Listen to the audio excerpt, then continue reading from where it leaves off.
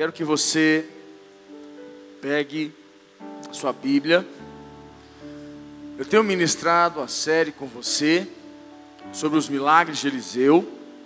E hoje eu vou falar sobre mais um dos milagres de Eliseu para a sua vida. Só que antes de começar eu quero fazer uma oração com você. Quero orar pela sua vida. E queria que você fechasse os teus olhos. Se possível, eu queria que você colocasse a mão no teu coração, que representa aqui as tuas emoções, o teu interior, o teu coração, que representa a tua estrutura emocional. Quero que você coloque a mão no teu coração e você possa falar com Deus, que hoje você põe nas mãos dele, hoje você disponibiliza para ele o teu interior, a tua casa interior, que ele tenha liberdade de agir no teu coração, que ele possa mover o sobrenatural dele na tua vida, que ele possa ser Deus hoje na tua casa interior. Fala para ele que você depende dele aqui dentro, que você depende dele. Diga para ele que você é totalmente dependente dele. Fala para ele que você ama ele. Diga para Deus que você veio aqui hoje, mesmo que você tenha vindo atrás de um milagre, atrás de uma cura, de uma restauração, atrás de uma resposta, você também veio atrás dele, porque ele é o único Deus da tua vida. E só ele, toda honra, toda glória, todo louvor, toda majestade. Em nome de Jesus. Quero ouvir um amém de toda a igreja. Glória a Deus.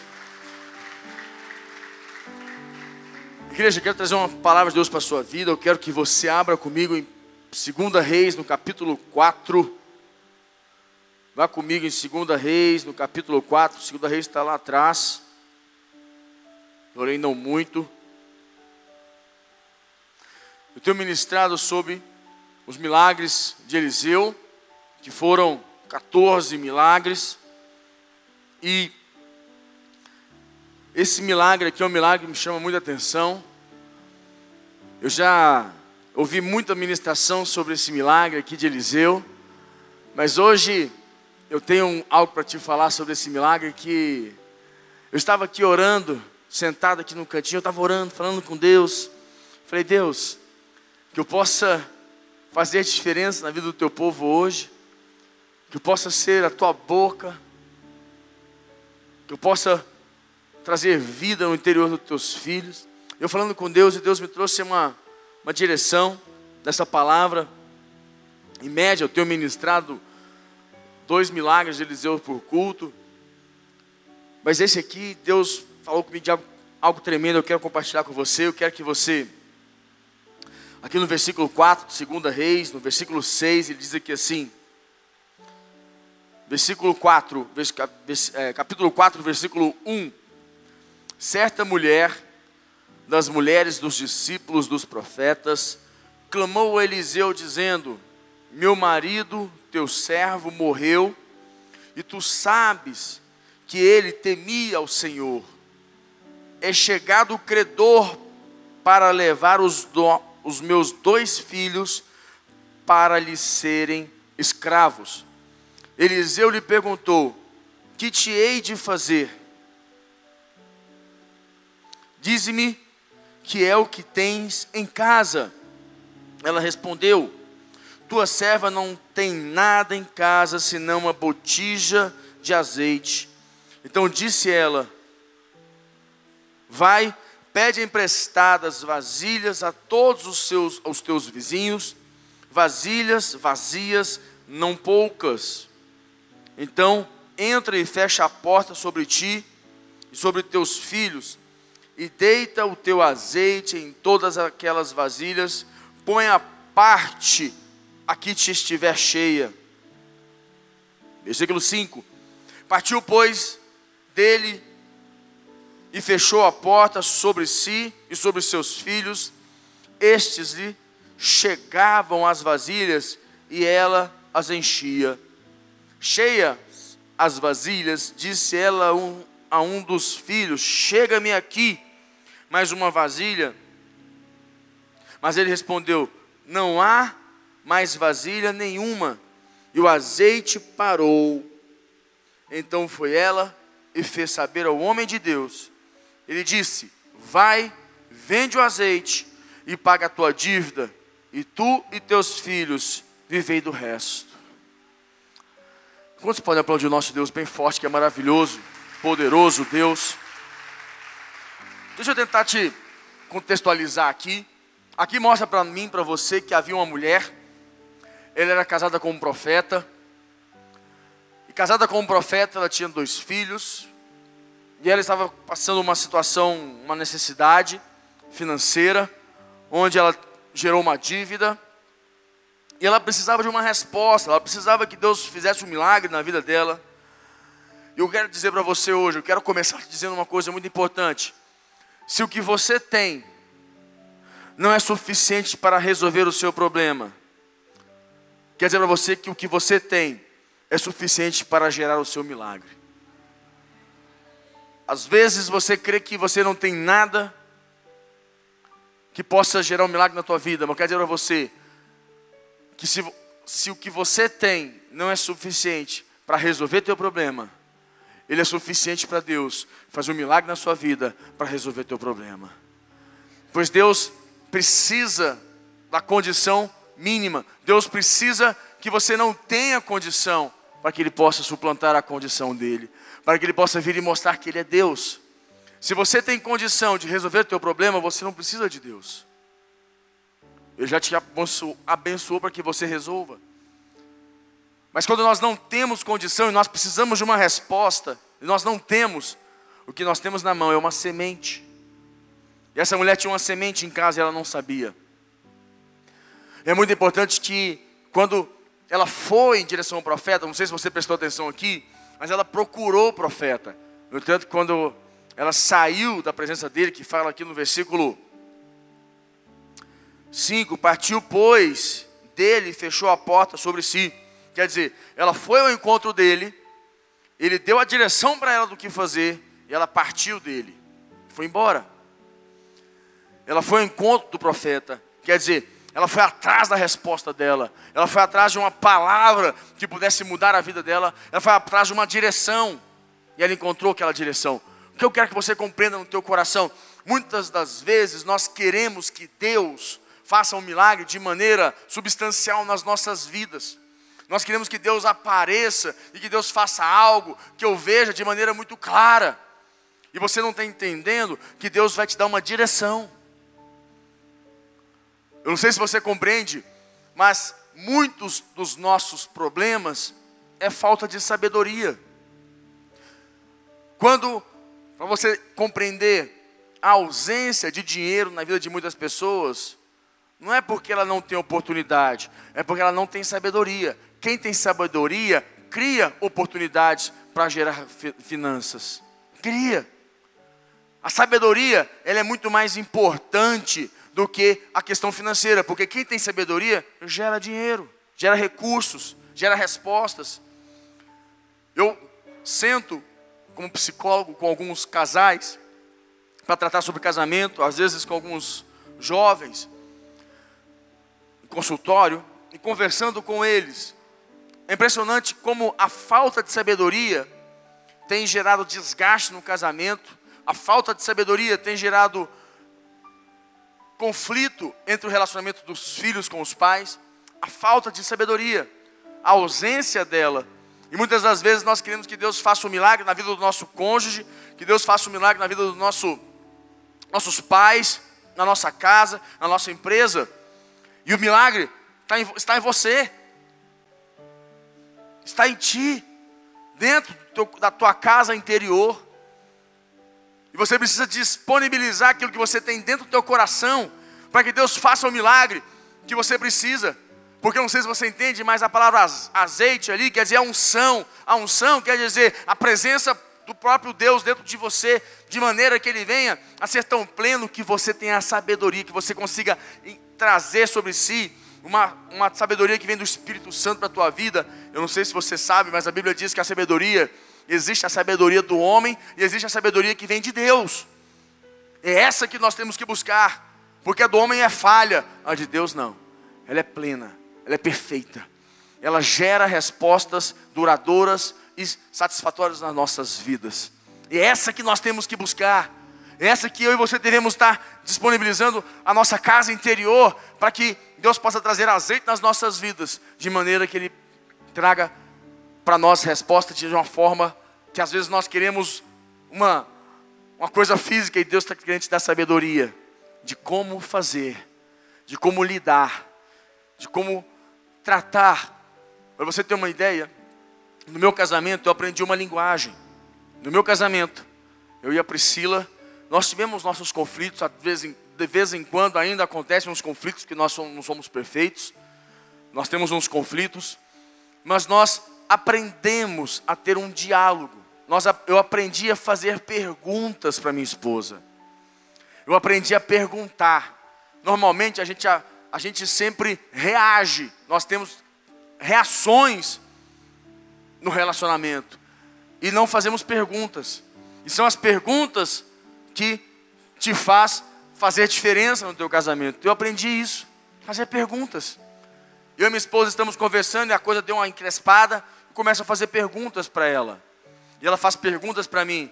E estas perguntas abrem nossa mente para nós entendermos que nós não estamos conseguindo entender o conflito que nós estamos tendo. E normalmente o que muitos casais fazem? Discutem um assunto e não fazem perguntas. Por que nós estamos discutindo isso? O que gerou isso que nós estamos vivendo agora? Por que eu estou assim? E a gente faz perguntas. Mas deixa eu tentar trazer para você um contexto muito interessante aqui, na vida dessa mulher. Deixa eu voltar aqui para a história dela, para a gente poder andar minha frente. Havia aqui uma dívida. Provavelmente, eu não sei se foi deixada pelo seu marido, uma dívida deixada pelo marido, ou se foi uma dívida que ela gerou. Mas havia uma dívida, fala comigo, havia uma dívida. Havia uma dívida, e toda dívida precisa ser paga. E é muito interessante, eu digo para você aqui, que dentro deste contexto,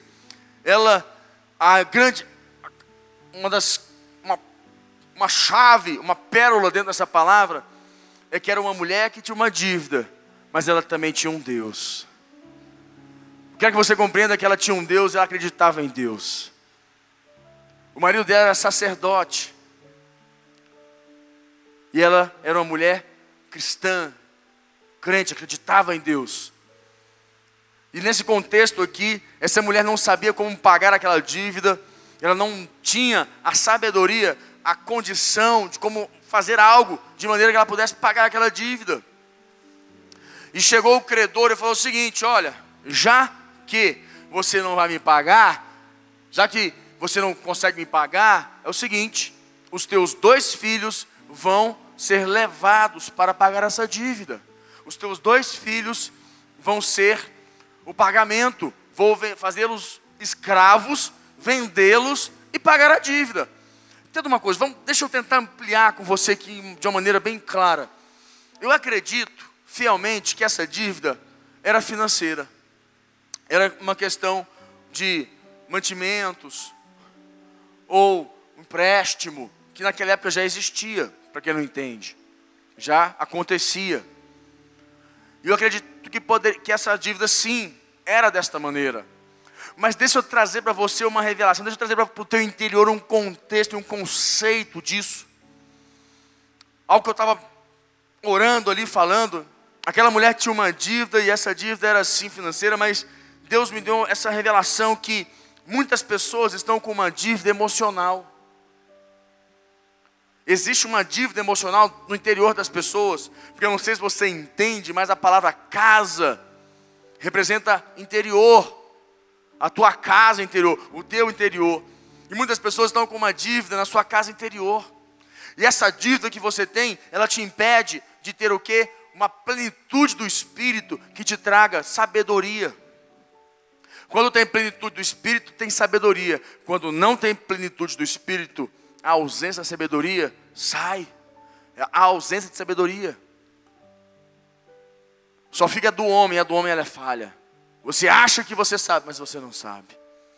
Então nesse contexto aqui, essa mulher com essa dívida, eu creio que o cobrador aqui, na nossa vida emocional, é como o diabo, que tenta nos cobrar emocionalmente, que fica nos cobrando emocionalmente, e fica nos acusando, e tentando falar com que a gente vai pagar essa dívida na vida de um filho, na vida de não sei quem.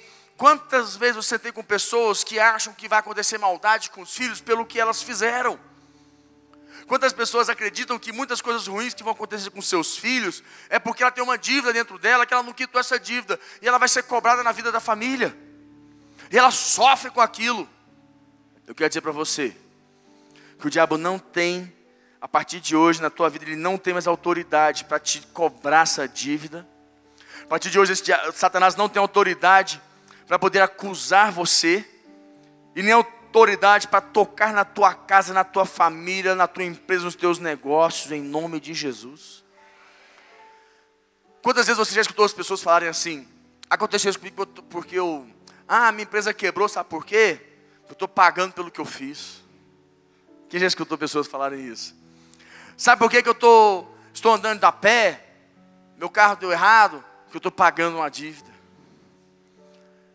Não, Deus está permitindo isso na minha vida, que eu tenho que pagar pelo que eu fiz. Eu tenho que pagar pelo que eu fiz. Quantas vezes eu já escutei pessoas falarem que tem que pagar pelo que fizeram? Eu acredito que aqui se faz, aqui se paga. A Bíblia diz: tudo que o homem plantar, certamente colherá.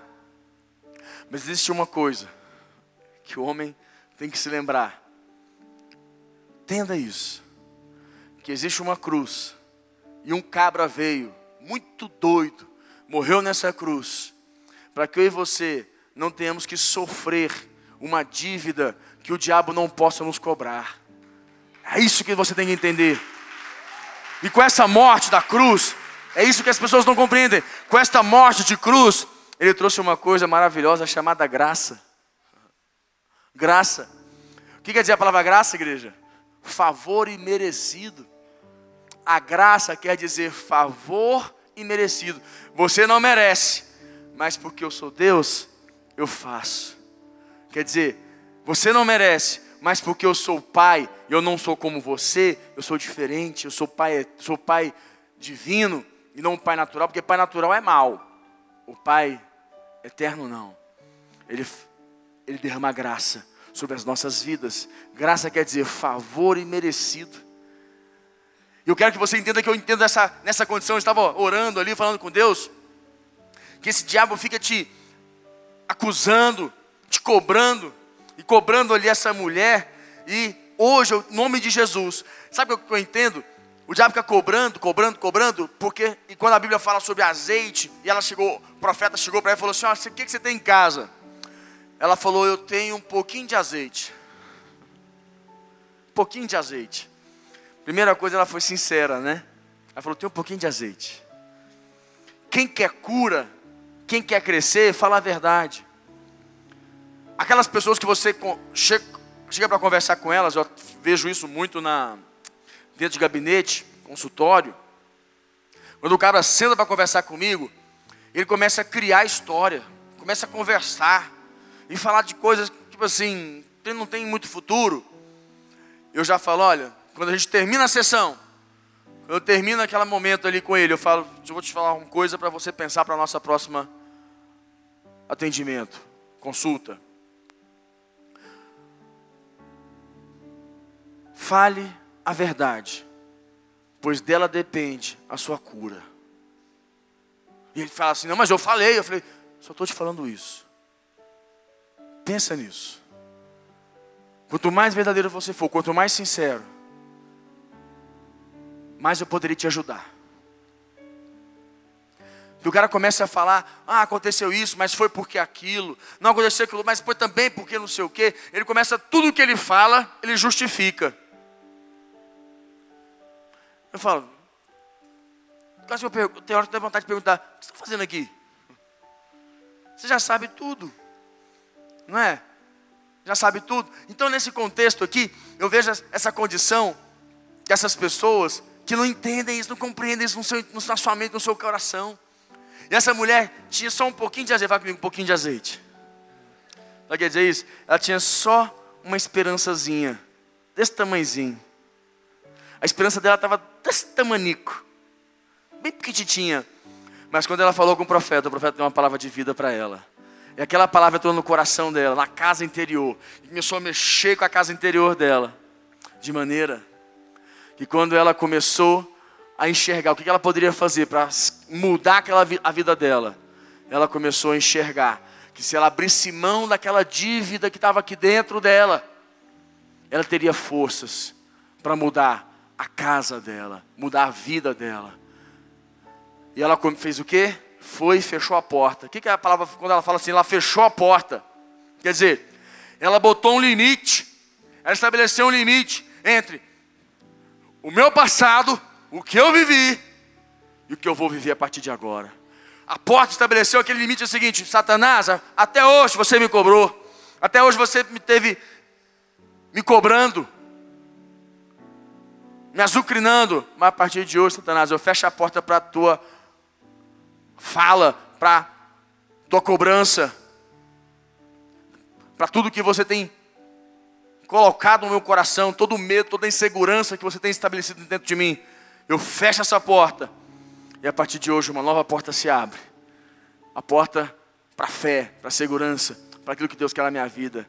E ela entrou e o azeite começou a ser derramado. E derramado, e foi muito azeite, porque ela abriu o coração para Deus poder derramar na vida dela uma certeza e uma segurança, uma fé que faria ela ir adiante das condições dela. O que ela fez? Pagou a dívida, e ela ainda viveu daquilo.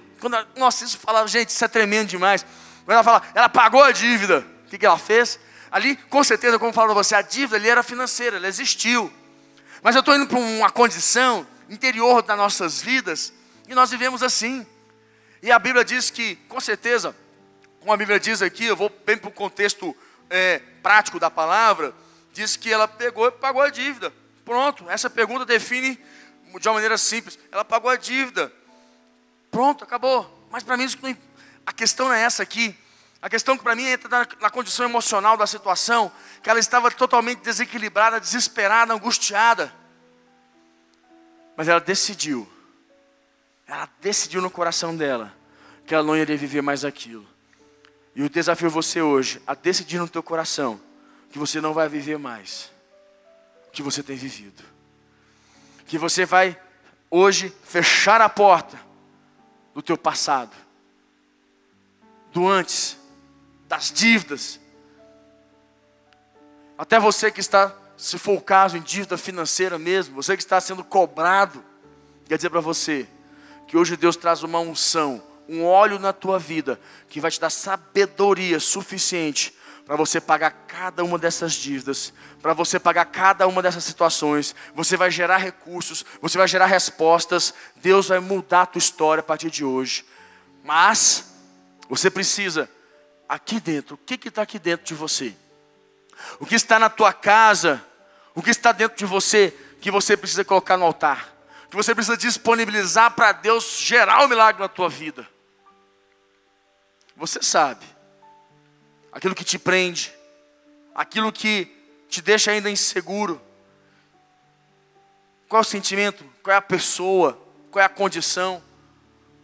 Qual foi a situação que até hoje ela te prende e te impede de Deus derramar óleo na tua vida, de Deus derramar unção na tua vida, de maneira que você comece a estar tão cheio dele, que ideias vão vir ideias e ideias, e você vai começar a ter sabedoria de uma maneira que você nunca teve na tua vida, e você vai pensar, sobre isso aqui eu vou fazer assim, aí eu vou fazer desse jeito, isso aqui eu vou fazer daquele outro jeito, eu vou fazer isso, vou fazer aquilo, e você vai começar a mudar a tua história.